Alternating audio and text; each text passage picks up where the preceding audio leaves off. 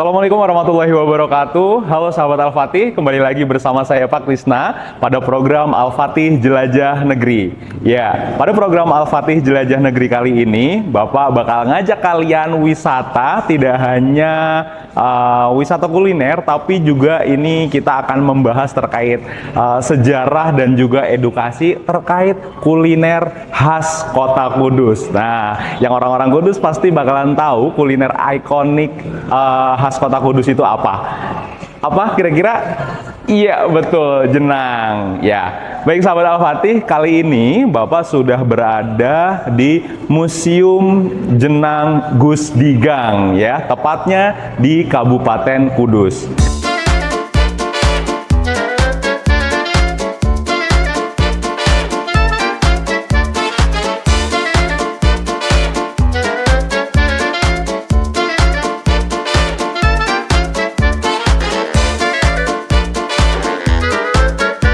Nah, sahabat Al-Fatih, tentunya Pak Krisna di sini nggak sendirian. Pak Krisna di sini udah ditemani oleh Mas Adi. Ya, silakan Mas Adi. Ya, assalamualaikum Mas Adi. Ya. Jadi Mas Adi ini merupakan pemandu di wisata Museum Jenang Gus Digang ini. Boleh Mas Adi kita nanti berbincang-bincang terkait dengan apa aja sih kira-kira yang ada di dalam museum ini. Mungkin bisa dijelasin dulu terkait dengan sejarahnya. Nah, sahabat Al-Fatih pasti penasaran, kok bisa sih ada sampai segitunya oleh-oleh dibikin museum gitu. Boleh gimana sejarah singkatnya Mas Adi? Baik, jadi Museum Jenang ini didirikan pada tahun 2017 dan fungsinya itu untuk melestarikan dan memperkenalkan peninggalan yang ada di Kota Kudus, terutama itu jenang Mubarok yang umurnya saat ini sudah 114 tahun. Jenang Mubarok umurnya sudah 1 abad lebih. Iya, jadi bakalan familiar sekali memang sahabat Al-Fatih. Kalau misalnya sahabat Al-Fatih begitu masuk ke Kota Kudus atau Kabupaten Kudus, itu nanti bakalan banyak banget di toko-toko jajanan itu terpampang nama-nama Jenang Mubarok ya Mas ya. Itu karena ternyata memang Jenang Mubarok ini pelopor jenang di Kudus ya Mas ya. Usianya sudah 1 abad lebih, luar biasa sahabat Al-Fatih. Oh iya Mas Adi, kira-kira di dalam museum ini ada apa aja? Bisa langsung kita keliling-keliling? Iya, boleh sekali. Jadi kita akan memperkenalkan dulu koleksi yang ada di sini Mas ya. Ini adalah koleksi tentang jenang yang menceritakan tentang jenang, bahannya, lalu sejarahnya juga, peralatan yang digunakan untuk membuat jenang juga. Oke. Kita akan melihat di sini. Jadi itu kita mulai dari situ adalah fotonya dari Ibu Alawiyah selaku pendiri Jenang Mubarok. Oh, beliau ini pendiri pertama Mas, Ibu Alawiyah ini ya. Oke. Tadi kalau misalnya di situ sih ada tulisannya Ibu Hajah Alawiyah dan Haji Mabruri. Iya, berarti betul. Suami istri beliau ini. Ya, cuman memang fotonya yang bapaknya nggak ada gitu ya. Iya, betul. Oke. Nah, terus di sini ada mesin-mesin. Oh, ternyata sahabat Al-Fatih, di belakang saya ini sudah ada. Ini ada merupakan pendiri foto dari Hajah Alawiyah, pendiri pertama Museum Jenang ini. Dan di belakang kita sudah terpampang alat-alat produksi pembuatan jenang. Yang ini merupakan sudah dari dulu Mas ya. Sudah dari dulu ini merupakan alat-alatnya itu ini yang digunakan. Iya, betul. Oke. Nah, di sini ada apa aja Mas? Jadi ini ada parut kelapa, lalu ada lumpang untuk menumbuk beras ketan karena dulu itu belum ada tepung langsung gitu. Jadi kita harus menumbuknya terlebih Jadi ditumbuk dulu gitu ya. Oke. Oke, menarik sekali. Wadah jenang waktu dulu namanya tebok. Iya, jadi dulu tuh jenangnya dalam bentuk yang cukup besar ditaruh tebok itu. Jadi kalau ada pembeli itu dipotong sesuai dengan keinginan. Oh, jadi dia posisinya lebar dulu, begitu ada yang beli, mau beli berapa baru dipotong begitu ya. Oke. Seru banget, jadi transaksi dulu gitu ya. Lalu selanjutnya ini ada susuk untuk mengaduk jenang seperti ini. Lalu ada alu, pasangannya lumpang tadi. Oh, jadi ya untuk tumbuk, ini alat tumbuknya, ini wadahnya gitu ya. Oke. Alat yang digunakan untuk membuat jenang pada generasi pertama. Generasi pertama. Oke. Jadi Kira-kira boleh? Ini ada apa? kalau ini? Dan ini adalah replika patung bapak-bapak yang sedang membuat jenang. Jadi jenang itu harus diaduk seperti ini. Dengan bahannya itu ada 3 Mas ya. Ada kelapa, lalu beras ketan, sama gula Jawa. Itu diaduk selama berapa lama Mas Adi? Selama 5 jam dan itu nggak boleh berhenti Mas. Kalau misalnya ada yang bingung nyari kegiatan buat menunggu buka puasa, ngabuburit, boleh banget sahabat Al-Fatih datang ke sini ngaduk jenang 5 jam. Nah itu udah lumayan banget, tiba-tiba nggak kerasa udah azan maghrib itu ya. Oke. Jadi seperti itu. Dan di sini ada apa Mas? Alat peras Ini kelapa ada ya? Alat peras kelapa itu digunakan di generasi kedua. Jadi generasi kedua tuh pesanan jenang sudah lumayan banyak Mas ya. Sudah Jadi lumayan kita banyak. harus menggunakan beberapa modernisasi yang lebih maju kayak mesin parut kelapa. Baik. Itu dulu di generasi pertama belum ada. Oh ini dulu belum ada ya? Iya. Kalau dulu masih manual mungkin begitu. Iya. Banyak. Terus alat peras kelapa juga kita di generasi kedua juga. Dan yang di generasi kedua itu ada Bapak Sohib dan Haja Istifaiyah. Oh gitu. Beliau ini putra dari generasi Putra pertama dari generasi tadi. pertama. Iya. Dengan bersama istrinya. Bersama istrinya juga. Oke. Baik, jadi sahabat Al-Fatih, selain berinovasi dengan rasa, tapi produksi jenang di sini itu berinovasi dengan alat-alatnya juga. Jadi semakin pergantian tahun semakin modern, alat-alatnya juga akan semakin berinovasi, semakin bertambah seperti itu. Intinya adalah apa? Untuk mempermudah dan memperbanyak efektivitas produksi jenang itu sendiri.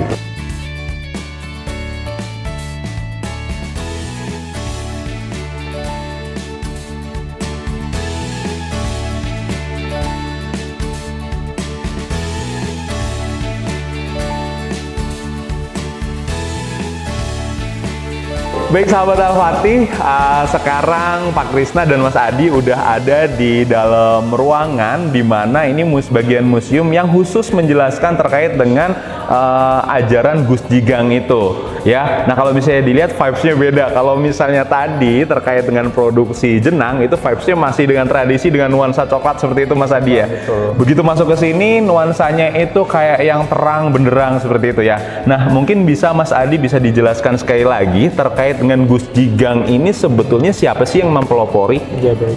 Jadi Gus Jigang itu adalah warisannya Sunan Kudus. Nama aslinya itu Syekh Ja'far Shodiq. Oh iya baik. Jadi beliau itu menyebarkan agama Islam pada tahun 1500-an. Saat itu Kudus tuh namanya bukan Kudus, tapi Bukan namanya Kudus. itu Tajuk. Oh oke. Lalu setelah Sunan Kudus datang menyebarkan agama Islam yang dulunya warga Kudus itu kebanyakan mayoritas agamanya Hindu. Jadi beliau itu menyebarkan Islam dengan toleransi. Oh baik.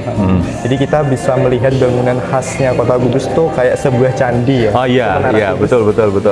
Menara Kudus yang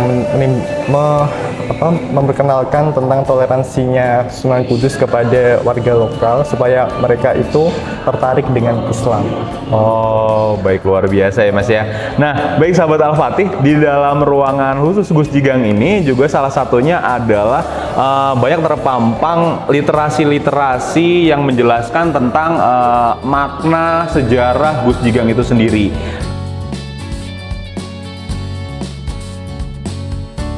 Mas Adi, di sini kayaknya ada semacam kayak ruangan-ruangan lain ya gitu ya. Kalau di sini sih saya lihat ada ruang trilogi Uhuah. Nah, itu isinya apa Mas Adi? Jadi isinya itu koleksi tentang yang menjelaskan tentang bagaimana pentingnya persaudaraan. Jadi trilogi Uhuah itu ada 3 ajaran: persaudaraan sama Muslim, lalu persaudaraan sama bangsa, dan sesama manusia. Oke, sesama Muslim, sesama bangsa, dan sesama manusia. Iya, sama manusia. Jadi itu lebih luas lagi yang menjelaskan tentang trilogi Ukhuwah itu. Dan ini adalah contohnya bagaimana kita harus menjaga hubungan yang baik sama agama Islam, sama agama Islam seperti ini, NU dan Muhammadiyah.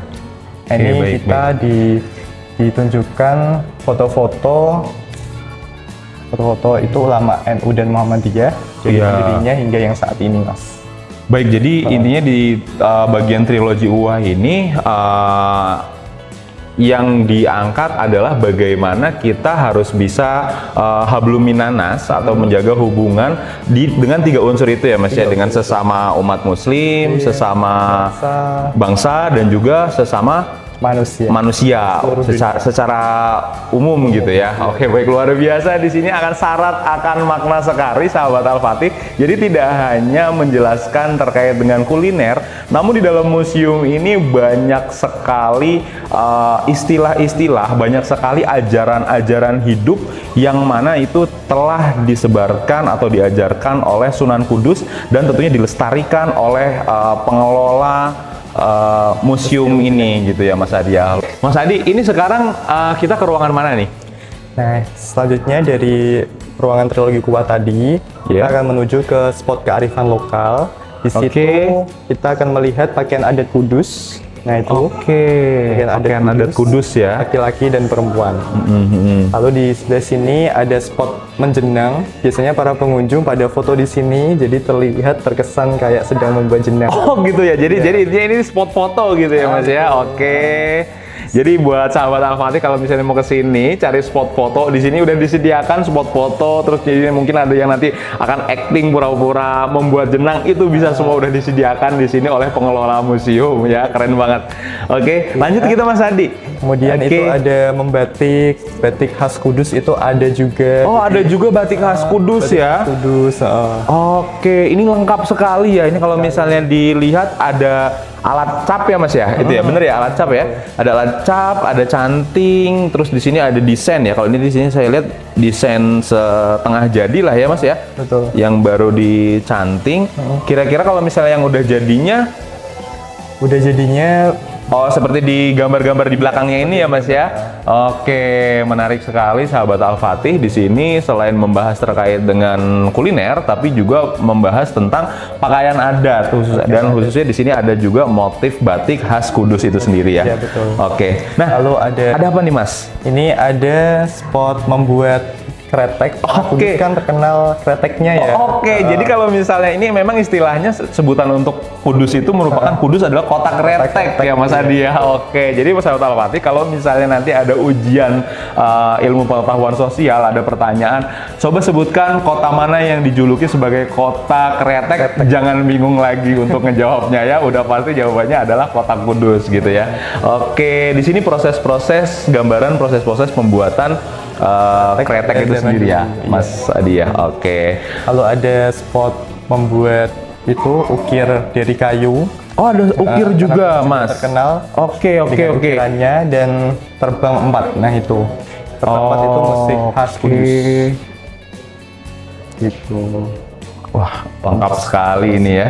Lengkap sekali ini sampai ada kesenian ukir, sampai juga seni pertunjukan itu ada semua di sini ditampilkan Mas ya. Jadi benar-benar sangat mengedukasi masyarakat ya Mas ya.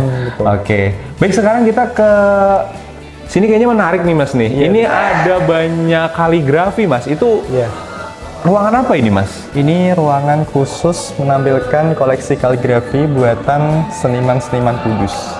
Buatan seniman-seniman Kudus. Betul. Ini menarik sekali yang ada di depan kita ini Mas Adi. Ini dibuat dari kayu Mas Adi. Ini dibuat dari kayu, betul. Ini tuh kaligrafi juga Mas ya? Kaligrafi 3 dimensi. Kaligrafi 3 dimensi. Tinggi sekitar 3 meter ya. 3 meter. Wow. Bapak Asiri, seniman yang sangat terkenal di Kudus. Wah, keren banget sahabat Al-Fatih, luar biasa ini ya. Baik, nah itu ada salah satu kaligrafi yang sangat besar sekali itu Mas Adi, itu juga dibuat secara manual Mas Adi. Secara manual. Jadi di sini semua kaligrafinya dibuat secara manual gitu ya, yang wah keren. Ya baik sahabat Al-Fatih, di belakang Bapak dan Mas Adi udah ada Al-Quran yang luar biasa besar sekali, megah sekali. Dan ini desainnya ini keren banget kalau kalian lihat secara langsung ya. Bisa dijelasin Mas Adi, di dalam sini itu ada apa aja sih? Jadi ini adalah koleksi tentang Al-Quran. Ya. Jadi ada hubungannya dengan Gus Jigang ya. Oke, oke, oke. Supaya orang yang berkunjung ke koleksi ini semakin suka dengan mengaji. Masya Allah, iya, iya, iya, Jadi iya. kita akan melihat Al-Quran dari yang paling besar ini. Ini adalah Al-Quran paling besar. 30 juz juga. Ini buatnya setiap halamannya itu butuh 1 minggu sampai 2 minggu. Ditulis tangan. Ditulis tangan ini luar biasa. Iya, iya, iya. Pembuatannya setiap satu halaman kurang lebih menghabiskan waktu 1 minggu. 1 minggu. Ya, dan itu dibuat selama ini 30 juz ya, Mas ya. 30 juz, iya. Keren banget sahabat Al-Fatih, dari surat Al-Fatihah sampai surat An-Nas. Keren, keren. Di sini ada apa lagi? Di sini ada Al-Qur'an yang warnanya Jadi dulu gelap tuh seperti ini? belum ada kertas. Iya. Jadi alasnya itu menggunakan kulit sapi. Ini Al-Quran dari kulit sapi. Wow, keren banget ya. Makanya dia warnanya nggak putih seperti kertas pada umumnya gitu ya, Mas ya, yang sekarang ya. Karena memang dia dibuatnya di kulit sapi. Kulit sapi. Wah, keren banget. Ini kira-kira usianya sudah berapa lama, Mas? Sudah ratusan tahun. Ini ratusan tahun yang ada di depan kita ini. Luar biasa sahabat Al-Fatih. Ini Al-Quran dibuat dari di atas kulit sapi. Usianya sudah ratusan tahun. Keren banget, lihat. Iya. Oke, ada apa lagi? Di sana kemudian kita melihat Al-Quran yang usianya juga ratusan tahun. Ini sudah ratusan tahun. Ini sudah dari kertas. Terbuat dari kertas. Lalu ada Al-Quran dari daun lontar. Nah, Dari ini daun yang lontar. Lebih Oke. lama usianya. Nah, Lontar. ini ya Mas Adi ya, ini kan menarik sekali ya, dari Al-Quran yang berusia ratusan tahun, ada yang dibuat dari kertas, ada yang dibuat dari kulit sapi, dan ada yang tadi dibesar itu. Ini dari Al-Quran ini itu kira-kira museum dapat dari mana sih? Ya, jadi kita dapatkan dari para kolektor Al-Quran. Oke, kolektor, iya. Al-Quran. Oh, jadi dari para kolektor, terus dibeli oleh pihak museum. Nah, Oke. Kita pamerkan di sini. Dipamerkan di sini. Inspirasi orang-orang supaya lebih suka untuk mengaji. Oke, betul ya. Jadi memang begitu bagus ya Mas ya, ketika ada sesuatu yang luar biasa menarik seperti ini, jadi lebih baik ya ditaruh di museum supaya orang banyak bisa melihat seperti Iya, itu betul. ya. Iya. Oke, bisa mengambil pelajaran tentunya.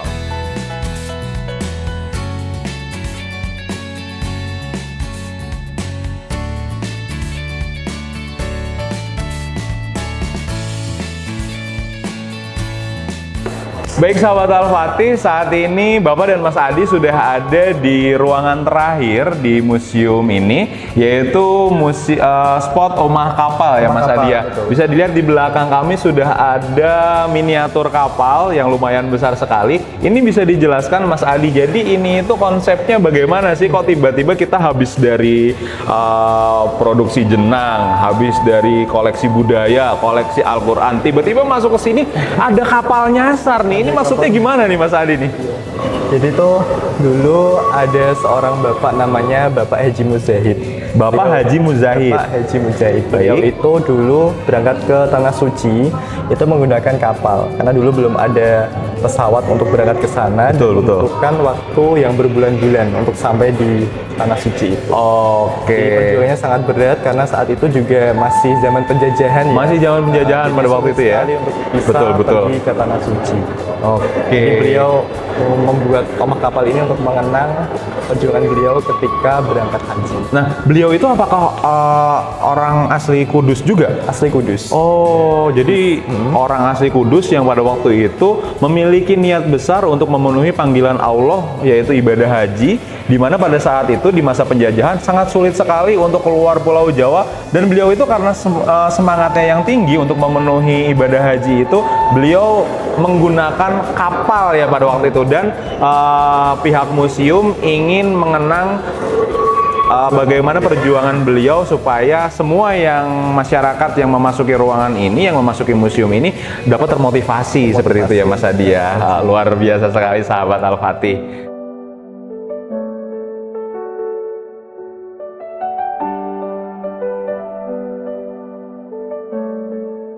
Baik sahabat Al-Fatih, itu tadi perjalanan kita mengeksplor Museum Jenang Gus Jigang yang ada di Kabupaten Kudus. Dan sebelum ditutup, terima kasih Mas Adi udah ditemenin keliling museum ya dari awal sampai dengan akhir. Mudah-mudahan dapat bermanfaat bagi Al-Fatih, bagi sahabat Al-Fatih tentunya, dan khususnya bagi kita semua. Dan sebelum ditutup, jangan lupa untuk selalu like, komen, share, dan subscribe channel YouTube Sekolah Al-Fatih TV. Sekian dari Bapak. Wassalamualaikum warahmatullahi wabarakatuh. Ayo Mas Adi, kita sekarang kemana nih? Kita akan berangkat ke Mekah. Oke.